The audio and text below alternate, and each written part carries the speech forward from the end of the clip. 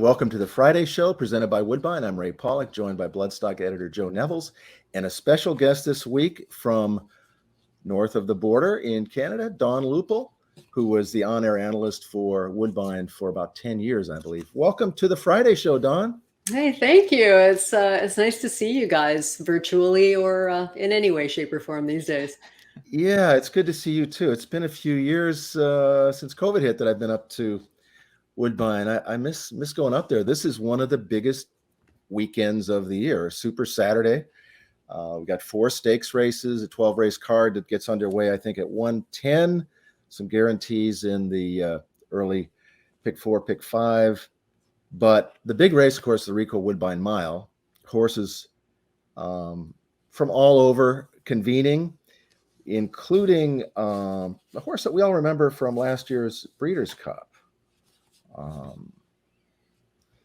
Modern Games, who was scratched and from wagering purposes and won, and he's had a pretty good career since then. So Don, when you look at a race like this, and you've got horses coming from England, from California, from other places back east, what are some of the factors that you look at in trying to solve this puzzle?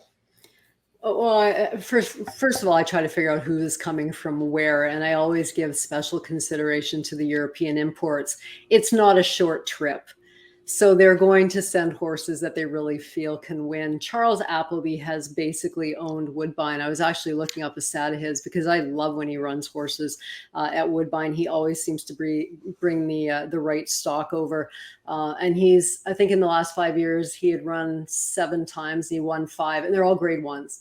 They're all grade 1s, and he won 5 out of the 7. So he knows what it takes to win at Woodbine. He knows which of his stock will ship over well and run on the Woodbine course. So the fact that Modern Games appears here is a good intention from Charles Appleby, and I have a hard time getting past that horse. Yeah. And that seems to be the theme of the last couple of years in North American turf racing, is that when Charlie Appleby and William Buick come over with horses to an American race, it's everyone's problem. I mean, you mentioned it yourself, like they come over here and they win big races. And, Modern Games did that last year in the juvenile turf, and he's certainly going to be live again to do that this year in the Woodbine Mile. Godolphin and Appleby swept last year's Summer and Natalma Stakes. They have not won the Woodbine Mile yet. It's a matter of time. It's hard to believe. He's actually, it's not a race that I think he's targeted much, perhaps because of the distance, perhaps because of the timing and the schedule. I'm not sure what plays into his mind, but it's not like he's running it, 10 times and has never won by any stretch of the imagination. So it just feels like he's got the right horse. I mean, the way Modern Games, what he's done since his trip over to the States last year has been nothing short of sensational. I think he's just getting better and better. So he looks like he's tough. There's another horse in there, though. I have to throw out the name of Paulo Lobo, who I think is a sensational trainer. I think he's up and coming, and that's probably not even the right way to describe him, because I think he's already arrived, and a lot of people are now having him on their radar. But he's got Ivar in here, the Brazilian horse, and that horse looks sneaky good, and I think he's going to get an excellent trip from where he's situated. Yeah, Ivar is one of the kind of horses too that, he's been around. He's been kicking around for a while. I mean, he won the Shadwell Turf Mile in 2020. He's been showing consistent form ever since. He just got back on the winning track again at Indiana, and he certainly seems like he could be headed in the right direction. Last year's running was a little odd. There turned out to be virtually no speed in the race, and Town Cruise went wire to wire. But this year, there's a lot of speed, right, in this field. I think and Town Cruise more. is taking blinkers off for this race, I believe. Yeah, he doesn't seem to. I mean, that was his small connections, right? That was kind of like the fairy tale victory last year, where he just kind of put them all to sleep. Nobody challenged him, and he was able to go gate to wire. Huge buyer that day. He's never been that close to a 104 before. He hasn't come close to that since. The blinkers off. I don't know. I mean, 2 starts back, he was in the Niagara. Had the outside post position, broke to the outside, couldn't get to the front right away. So then Daisuke Fukumoto kind of got him there because that's where the horse needs to be. By the time he took over, he was pretty much done. I don't like the way that he's traveling right now. He looks like he's just getting kind of tired. He is a 7-year-old, and he doesn't, I mean, he's only run 17 times, so he's not over raced by any stretch of the imagination, but he's really been a fairy tale horse for them. And I don't see him having the impact, even if he were to get loose on the lead. And I don't think that's possible. You've got War Bomber in there, who's got speed. You've got Get Smokin', has speed to the inside. There is a ton of speed in this race. So I don't think we see the fairy tale story. It just seems like it sets up for horses like the 2 Ivar, but really more so for the 5 Modern Games, in my opinion. You mentioned Get Smokin', and that's one that I'm going to have my eye on, not necessarily as a win candidate, but as one that could potentially blow up some, some superfectas, some trifectas. I was there for his 4-star Dave in Saratoga last out, and he absolutely ran his guts out. There was a part there where I thought that he might end up, running off with the thing. If he can find one more pole's worth of run in him, he's going to be dangerous. Maybe not necessarily win candidate dangerous, but enough to hold on the front and, get a piece of this thing. The thing I like about this race is the E.P. Taylor turf course it's a 1-turn mile. It gives everybody a chance, it seems like. You very rarely have horses get blocked in the stretch or, which you'll see a lot on 7/8 mile turf courses in the States. It just seems like it's going to be a fairly run race. That's the thing. It usually is. It's everyone gets their chance. I've seen some horses get trapped in. You shouldn't always say that because there is that tendency to want to save as much ground as possible, even on a 1-turn mile. But for the most part, you should be able to get out and do your thing. William Buick's ridden at Woodbine a lot and has had success at Woodbine a lot. So he's a real thinking rider. I always enjoyed interviewing him after victories. He thinks very seriously about the questions. He answers them to the best of his ability. Just a really nice young man. So to me, guys, I don't know. It's Modern Games to me, and we'll see what happens after that in the mile. I'd be remiss if I didn't ask, Canadian Horse of the Year Mighty Heart drew the inside post. He's 0 for 3 lifetime on the turf, I believe. Is there anything at all there that excites you? No, I mean, he gets the inside, so maybe he can just save ground and work something out. I don't know that he necessarily completely has a dislike for the turf. He hasn't shown that he likes it, but he's an overall nice horse. Maybe there's been some circumstances, but I can't see him stepping up against this level of competition with the way that he's run on grass in those 3 races and offering a big answer to what the others are going to be doing. So there's one horse in here trained by a person who's won more Woodbine miles than anybody else. Do you know who that would be? Is this a trick question? Could it be, would it be, no, not Marcassi, would it be? Has he won that many? Oh, Josie Carroll? No. Neil Drysdale has won this race Drysdale. four times. Wow. Now, the last time was in 2006, so it's been a while. But he's got Homer Screen in here for Team Valor. 4 starts in the U.S., hasn't won yet. But, when a guy has won a race 4 times, and Neil is a person who will use races to get ready for the next races. And I don't know if this horse is good enough or not, but I'm going to keep an eye on him just because of Drysdale's past here. Well, it's a long way to ship, right? I mean, this is a Breeders' Cup win, and you're in Challenge Series race, so they're obviously looking for the possibility of getting into that. Why wouldn't you? Joe Bravo's coming a long way. The horse is coming a long way. Neil Drysdale is not a crazy man. I think he wouldn't be sending the horse if he really didn't think that he legitimately fits. So he is actually kind of the wild card, I think. So not necessarily speaking about this race, but in particular in general with handicapping Woodbine, we mentioned Homer Screen's a Brazilian bred, Ivar's from South America as well. We talked about the international horses. When playing Woodbine, how much do you tend to respect South American past form versus European past form?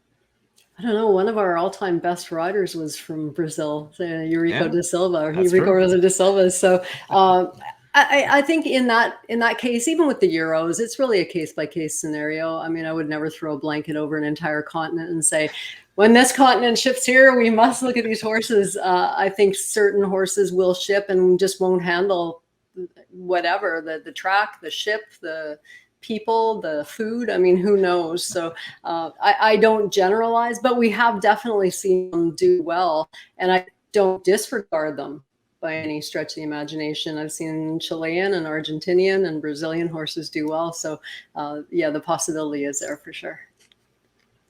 Well, I mentioned that Godolphin and Charlie Appleby swept the Summer and the Natalma Stakes last year. They're not going to do it this year because they don't have an entry in the Natalma. But they do have one in the Summer Stakes. That's the heavy favorite. Yeah, he's cool. He's a big boy, that horse, and he and William Buick have been having discussions during the races, and he's a little headstrong. Now that's always a concern with the Summer, because these are colts who are stretching out for the first time. None of them have been, beyond a sprinting distance, so that's always something to factor in, because a lot of them, they don't understand how to sit back and chill and save their running for late.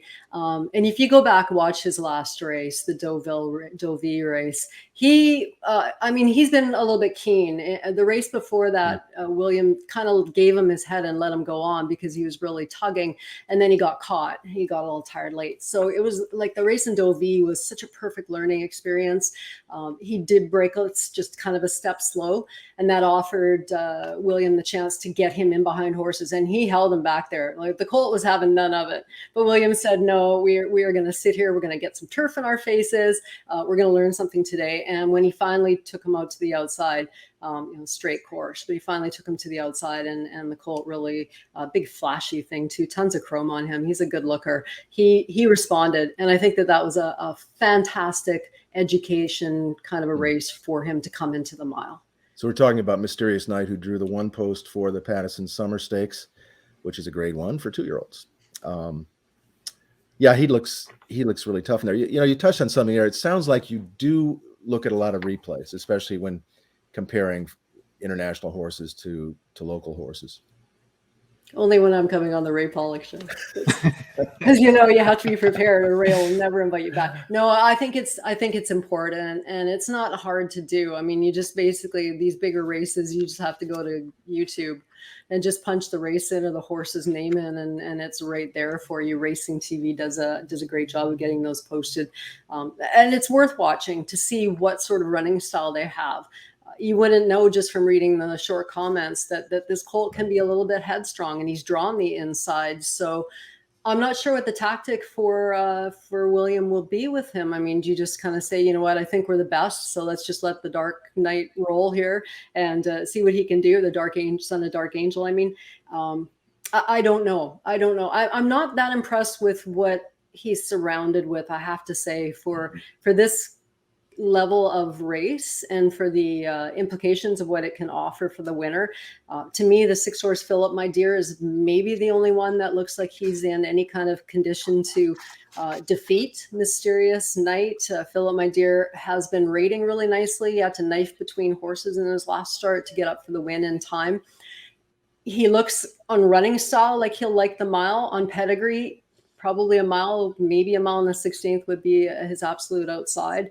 But he would be the other one. Chad Brown's got one in here, the 3-horse Appraise. I don't know what you guys think of him. Manny Franco will ride. Manny's riding a couple, so it's not like he came just to ride Appraise. But his last start wasn't that good. And the maiden was good, but I don't know. I was kind of underwhelmed by even the whole race that he exits from that last start. Joe, thoughts on this race or the other Natalma, the 2-year-old filly race? Well, for either one of them, I don't really have a thought as much as I have a question for Dawn. That's why she's here. Yes. It's very convenient, actually. So the outer turf at Woodbine is much wider than any horse in the U.S. is going to have run on a turf course. Turf courses in the U.S. are typically on the inside of the dirt. Mm-hmm. It's a very tight turn. It's the E.P. Taylor, correct, is the outside course? Yes. The E.P. Taylor is such a wide sweeping turn. Does that factor into your handicapping when a horse comes up north and is getting this wide turn for the first time in their lives and seeing something different from what they're used to working on a turf course? I don't know well, yeah, I guess in a way, a horse that has a really nice explosive late kick, I'll start looking at final fractions and think that maybe they've been hampered by not being able to do that running with the extra ground, as opposed to having to go around, like a little almost a bull ring of a turf course, because that can definitely hamper some of the horses who like to run on late. So yeah, that's always maybe kind of subliminally it factors into my handicapping, but I just look at overall condition. I figure a good horse will run well on what is a nice turf course. That is a big equalizer. Just to touch on the Natalma quickly, I'm very like, we'll see what happens in here. I think anybody could win that race. To me, there's no big standouts in that race, so it could actually be one of the better betting races of the stakes. I'm going to be really interested in the 3G Lori. It's a daughter of Oscar Performance. I think Oscar Performance is going to be the absolute truth as a turf sire, and this could be a big statement race for him in the freshman sire race. That's the one I was looking at too. Interesting horse there. Well, Don, we really appreciate you taking the time to join us, and it's going to be a really fun card at Woodbine. The weather has been perfect all week. I think you're going to have a firm turf course on Saturday, and let's not forget Sunday is the Singspiel Stakes. So the action continues on Sunday. That's a good race as well on Sunday's card. So thanks again, Don, and thank you for joining us on this week's edition of the Friday Show. We'll see you next week.